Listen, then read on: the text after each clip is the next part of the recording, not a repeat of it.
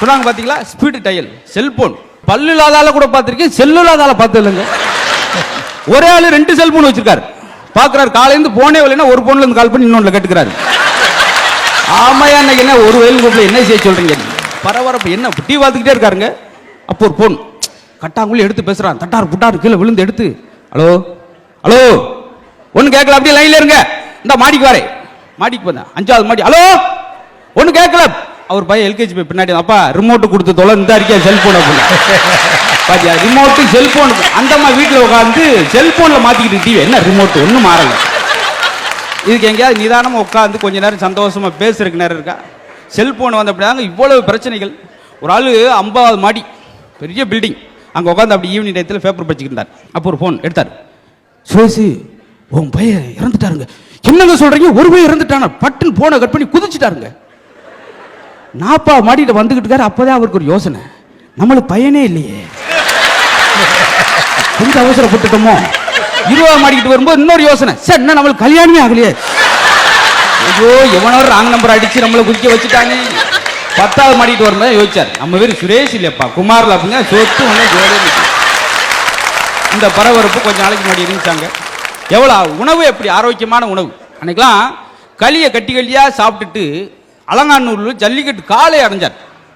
இன்னைக்கு பூரியை சாப்பிட்டு ஒரு கோழியை பிடிக்க முடியாம இருக்கான். இந்த போச்சு, என்ன இருக்கு உணவு முறையில் அந்த அளவுக்கு எல்லாத்துலயும் சின்ன சின்ன மாற்றம். ஹோட்டலில் சாப்பிடும்போது கூட ஒரு நிதானமா சாப்பிட்றோமா? ஒரு ஆள்லாம் முழு சாப்பாடை 3 நிமிஷத்துல சாப்பிட்டார். என்னன்னா பாஸ்ட் ஃபுட்டான், அதவா பாஸ்டா சாப்பிட சொன்னது. பேரே மாதிரி தான் ஒருத்த மருந்து கடைக்கு போயிட்டு சீக்கிரம் விக்கலுக்கு மருந்து கொடுங்க, விக்கலுக்கு மருந்து கொடுக்க இருக்கான். கடைக்கார மருந்து கொடுக்க சீக்கிரம் விக்கல் எடுத்த அவன் பொட்டேன்னு ஒரு அடி விட்டான். யோ என்ன எதுக்கு அடிச்ச? விக்கல் நின்று போச்சு இல்லைன்னா. யோ விக்கல் என் மாமியா இருக்கியா அப்படின்றான். முன்னெல்லாம் ஒரு காலத்தில் போன் வந்தா என்ன செய்வோம், எல்லாம் வீட்டுக்குள்ள ஓடும் ரிசீவர் எடுத்து வைக்க. இன்னைக்கு போன் வந்துச்சுன்னா பூரா வீட்டை விட்டு வெளியே ஓடியாரன், டவர் கிடைக்காம.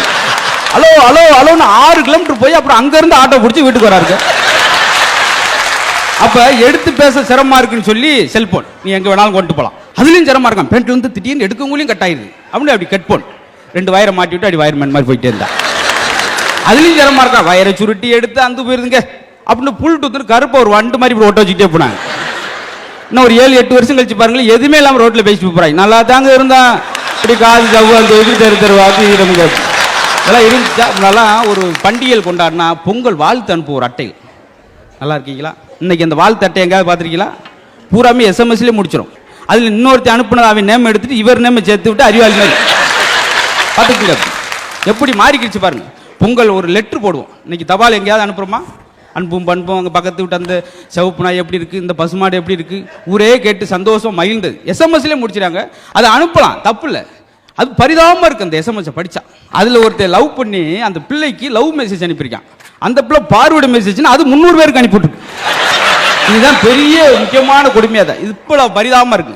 எனக்கு இந்த வருஷத்துல முதல் நாள் காலைல 6 மணிக்கு சாமியை கும்பிட்டு இந்த வருஷமே நல்லா இருக்குன்னு கடவுளே அப்படின்னு கோயில் விட்டு வெளியே வரேன். 6:05 ஒரு எஸ்எம்எஸ். மகிழ்ச்சி எடுத்து பார்க்குறேன். ஒரு அனுப்பியிருக்காங்க, கிரைண்டரில் அரிசியை போட்டா மாவு, வாயில் அரிசியை போட்டா சாவு. வருஷத்துல முதல் நாள் இதை படிச்சா எனக்கு எப்படி இருக்கு அந்த வருஷம்? வேற எஸ்எம்எஸ் அப்படியே துப்பட்டியை போத்திட்டு படுத்துட்டேன். இன்னைக்கு எங்கேயுமே வெளியே போகக்கூடாதியா? நம்ம கேட்டது நேரம் இப்படி தொடங்கிருக்கேன். பேசுறதே அவசரமா எழுதி போடுறத கூட சுடுகாட்டில் ஒரு எழுதி போட்டிருக்காங்க, நன்றி மீண்டும் வருக. ஏன்னா அங்கே பொருட்காட்சி நடக்குது. போச்சு. உணவு முறையிலிருந்து எல்லா அதுலையும் ஃபேஸ்புக் சொன்னாங்க பார்த்தீங்களா? அது எதுக்குன்றே தெரியல. நான் 2 இட்லி சாப்பிட்டேன், அதுக்கு 250 லைக் கொடுத்துருக்காங்க. Very good. இது என்ன உலக அதிசயமாங்க மாறிக்கிடுச்சு. குழந்தைகள் தினம் கொண்டாடுறமே, என்னைக்காவது குழந்தையோட ஒரு 5 நிமிஷம் கொஞ்சம் குழாவரமா நம்ம இருக்க அவசரத்தில். கவிப்பேரசு வைரமுத்து எழுதியிருப்பார் ஒரு கவிதையில், 9 மணிக்கு உன் அப்பா உனக்கு சொந்தம் இல்லை ஆபீஸ் போயிடாது, 9:30 உனக்கு அம்மா உனக்கு சொந்தம் இல்லை, தொலைக்காட்சியும் ஆயாவும் அசைதியிலே தூங்கிவிட்டால் தூக்கத்தை தவிர துணைக்கு வர யாரும் இல்லை, வாய் என்று அழைப்பதற்கும் கட்டி துளாவதற்கும் ஞாயிற்றுக்கிழமை வரும் நல்ல விலை கண்ணுறங்கு அப்படின்னு முடிப்பார். என்னைக்காவது குழந்தையோட அவர் பேசி பாருங்க. ஒரு 5 நிமிஷம் குழந்தைகிட்ட பேசினாலே அவ்வளோ மகிழ்ச்சி. ஆனால் அந்த மகிழ்ச்சி இன்னைக்கு பார்க்க முடியாதா? பரிதாபமாக இருக்கு. குழந்தைகள் பேசுறது குழந்தைகிட்ட ஆச்சரியமா இருக்குங்க. அழகழகான விஷயங்களா இருக்கு. அதெல்லாம் கேட்கறதுக்கு நேரம் இல்லை.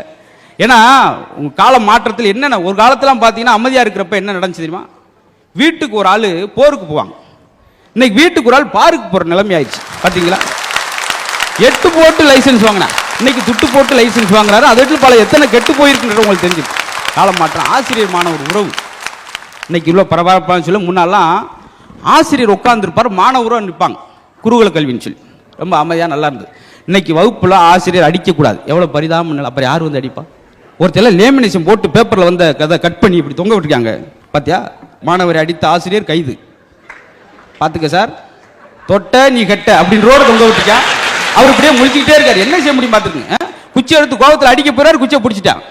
நீங்கள் இன்னும் சும்மா நீ அடிக்க முடியாது, 50,000 ரோடு சேர்ந்திருக்கேன், ஒன்னு வெளுக்காம விட மாட்டேன், 1 லட்சம் ரோடு சேர்ந்திருக்கேன். அவரு உடனே கெச்சம், ஏன்னா 4 லட்சம் கொடுத்து சும்மா இருக்க, உங்களுக்கு என்ன பேச்சு? காரணம், படித்தவர்களாம் பாடம் நடத்துகிறார்கள், படிக்காதவர்கள் பள்ளிக்கூடமே நடத்துகிறார்கள். இன்னைக்கு சூழல் உங்களுக்கு தெரிஞ்சு.